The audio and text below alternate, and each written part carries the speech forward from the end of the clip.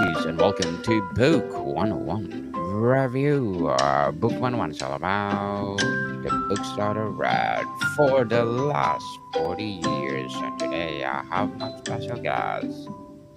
She is the author of the book, The Angel Scroll, no other than Miss Penelope Holt. Welcome to Book 101, Miss Penelope, and can you please introduce more about yourself? Yes, thanks for inviting me, Daniel. I was born in England, went to university in the ancient city of York. I moved to Manhattan. I was always writing, studying literature, writing plays, stories, and I took a detour into business writing and ghostwriting books with business authors and working in advertising and PR. But I always kept up my fiction habit on the side. So, writers have to write. So I write every day, either from business, where I, made a good living, or my fiction writing. And The Angel Scroll, which you have up there, is my latest novel. Miss Penelope Holt, thank you so much for sharing your knowledge to the world. Thanks for the round of applause. Yes, indeed, you deserve it. Thank Can you. you share the story behind the title, Why the Angel Scroll?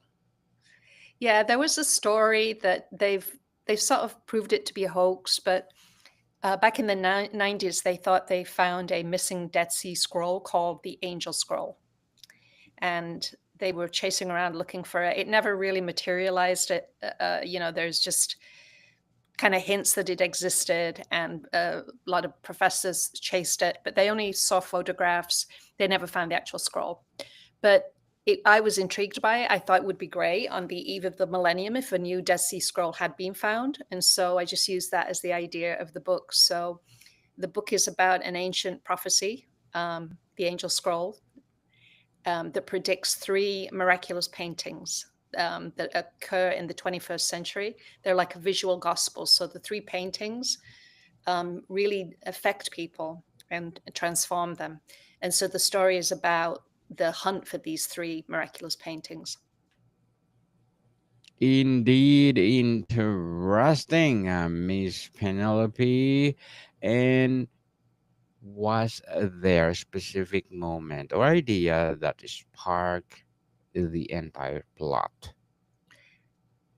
Yeah, the idea of an ancient artifact like the Angel Scroll, um, predicting a prophecy for the 21st century, I thought was interesting. And I always loved the novel The Da Vinci Code, Yes. which was also like a spiritual scavenger hunt. I really enjoyed that book. So I sort of wanted to create, a new kind of take on the Da Vinci Code, where the central character Claire is widowed. She's an artist, and she's really grieving the loss of her husband. She paints one of these miraculous paintings. She discovers that she's painted it, and then she joins with a group, a Benedictine monk and an antiquarian, and they go around Israel and Europe and England to sacred places, trying to find these other paintings.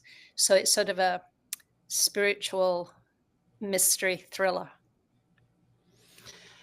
So let's talk about the themes and symbolism. How does the concept of angels tie into the story's deeper message?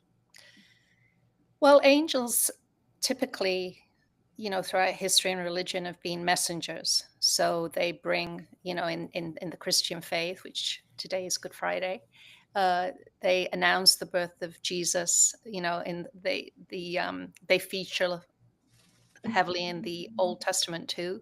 So it's the idea of the angel scroll bringing a message for the 21st century, a prophecy, to and actually going back to visual, paintings in the Renaissance, before many people could read, before they were printing Bibles.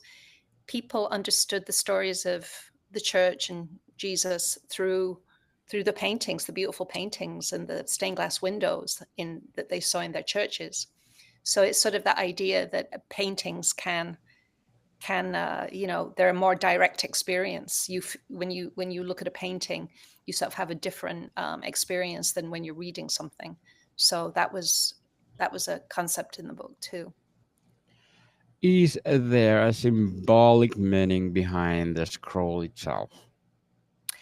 Well, the origin story, uh, it was never proved to really exist, but it was reported for a while in the AP and the Jerusalem Post. They really did think that they'd found it. They found it in the Jordanian side of the Dead Sea, and the original Dead Sea Scrolls were found in the late 40s into the 50s. There were thousands and thousands of pieces of parchment, animal skin, thousands of fragments that they had to piece together. But they were an incredible find. They told us so much about, pre Jesus times, and Israel, and so everybody cheered, thinking that this new scroll had been found. But like I said, they could never really prove it. But the fact that it is, it was thought to be one of the Dead Sea Scrolls, so they gave the scroll a little bit more historical context and meaning. Because most people are familiar with the Dead Sea Scrolls, so the idea that a new one might emerge right on the cusp of the new millennium, I thought was a fascinating idea. Does the novel reflect any of your personal belief or spiritual insights? Yeah, it really does. I've suffered, like most people, loss. I think during COVID, people experienced, a lot of bereavement. And I think in those moments when you're grieving, you start looking for, life's deeper meaning. Where do we come from? Where are we going? Will we see our loved ones again? And so the central character is mourning her husband. She's young, in her 30s. Her husband's died, and her world's collapsed. And she starts to have these strange dreams and psychic experiences, which psychologists, I think, have found that when people are in deep mourning, they are sort of opened up more to sort of supernatural experience, dreams, symbols, synchronicities that they begin to notice. So Claire, the heroine, she's starting to have visions and dreams, and then she has this vision of Jesus in India at the deathbed of a young Indian woman, and she paints it, and it becomes sort of a sensation in the Manhattan Art Gallery. And then she discovers that this is one of the paintings that the scroll has predicted, and it kicks off this adventure for her. So she comes out of her apartment. She's been grieving and kind of hiding away from the world, and then she goes on this sort of spiritual scavenger hunt around the world. So it's about coping with loss and the process that we go through to find meaning, and the ability to go on when we lose people that are very close to us, and how we have to really create a new life for ourselves. We have to redraw our lives because something's been subtracted from it that is precious, and so we've got to figure out how to go on with that loss, and we continue, find a way to just live with that loss and make life worth living again, not spiral into depression. And so it takes a certain amount of creativity and fortitude to do that. Interesting indeed, Miss Penelope. Very well said. Let's talk about the characters and development. Who is the protagonist of the story and what's their main internal struggle? Let's stick my light on there. No So worries. No halfway worries. through, figured out I didn't have my light on. The main well, there's two main characters. There's Claire, who's a widow, and then a man who actually becomes her love interest, Richard. He's also a widow. And so they're Yes. two people wrestling with loss. But what's interesting is I'm very interested in different religions and faith traditions, because the spiritual wisdom is found, the same spiritual wisdom can be found across different faith traditions. So she meets Claire and Richard set off. They meet a Benedictine monk, a Buddhist monk, and an anthropologist who's involved in goddess worship. And they all have a different explanation for Claire. about her experiences and what she's going through and what it all means. So it's sort of her journey. It's like a spiritual journey for her to figure out are miracles real? Does God really exist? Is there life after death? And she's skeptical. She's very skeptical, but she's open, and so she's hearing a lot of different explanations from different people, depending on what their spiritual perspective is. Which character surprised you the most during the writing process? I think Claire, because she's the main character, and in writing her, I think you always recall, you digs up very deep, sometimes unconscious feelings and beliefs that you have yourself. So as you begin to explore themes of, what do I believe? Do I believe in God? What's my spiritual outlook? What do I think about life after death? Are miracles real? You sort of tap into yourself, and it becomes very, very interesting, because even when you walk away from the computer and you finish writing for the day, you're still turning these questions over in your mind and dreaming about it. I would dream about the book when I was writing it. It triggered a lot of really interesting dreams for me. Miss Penelope, do any of the characters evolve in unexpected ways as the story unfolds? Well, the heroine transforms, which is always the arc that you want. She's in a state of sort of depression and sort of spiritual. Um, she's sort of desperate and hopeless, and doesn't know how to go on with her life.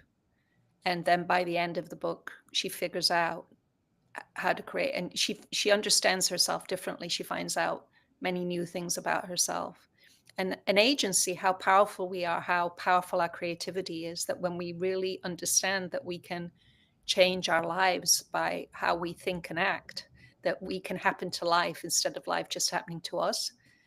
That's what she learns, because her husband's death happens to her and it devastates her. So she has to figure out how she's going to pick up the pieces and now happen to life, and become the author or the painter, because she's a painter in this instance, how she's going to get on with life and enjoy it and find deeper meaning even than she had before. Let's talk about the plot and pacing, Miss Penelope. Without giving spoilers, what is the core conflict in the Angel's Scroll? Well, I started out life when I was young, being a sort of a budding playwright. So I always think in terms of plays and movies, which are scenes and vignettes. So there's a lot of interior introspection, but I sort of wrote it. I actually I was asked to turn it into a film script a few months ago with another writer, and I did do that, and it translated really easily into a film, because it's a series of scenes and vignettes, and it moves very quickly, because I do think that you want a page turner. I love books that are maximalist, where there's a lot of pages about very small things, but in this case the action moves very rapidly, and the paintings, there's someone is competing for the paintings. So we have Claire and Richard and the Benedictine monk trying to find them, but then their nemesis, someone we don't know who it is, they're kind of getting to the paintings first. So they're in this race to find these paintings, and they keep getting thwarted. And it's sort of they have to find the other two artists, and they don't know where to start. And the thing about the three artists who make these paintings is they're all amateurs, and they paint these masterpieces. And that's kind of one of the signs that the paintings that are miraculous. Claire's not an amateur, but she's not a particularly uh, fine artist. And so they create these masterpieces. And so there's just a lot of there's kind of a thriller aspect to it, because just when you think that they found the painting, one of them, it'll get snatched away from them. So it's sort of a mystery, a mystery and a thriller. And then the inner journey that she's on is this sort of this spiritual journey and this emotional healing that she's going through. And then there's romance too, because she's thrown into the situation with Richard Markson. And so there's there's romance, there's spirituality. It's takes you around the world, so you get to visit different places. It talks about art, and it gives you these different perspectives on spirituality. So there's a lot of good stuff packed into it, Daniel. Good stuff. Totally agree with you, Miss Penelope. Did you outline the story before writing or let it unfold naturally? Um, Mostly, I think before I sit down to write, I have a framework. I sort of know where I want to end up. I kind of understand the plot. Um, when I write for business or I'm co-writing or ghostwriting a book with someone, I have to plot because you're working with somebody else, and it can't be chaotic. You have to work together in a orderly process. So I'm a plotter, but um, when it came to this, I was more of a pantser, doing it by the Hmm. seat of my pants. So what I would do is I would get up every day at night before I go to sleep. I figure out the next plot point. What do I want to happen next?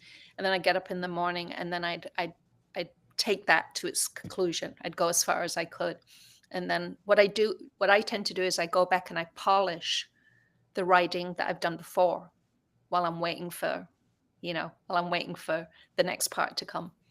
And so that's how I would, every day, I would write something new, advance the plot, polish the previous writing, go to bed, think about how it's going to evolve, get up in the morning, rinse and repeat. So that was the process for this book. Very well said. Again, Miss Penelope, thank you for sharing the angel scroll to the world.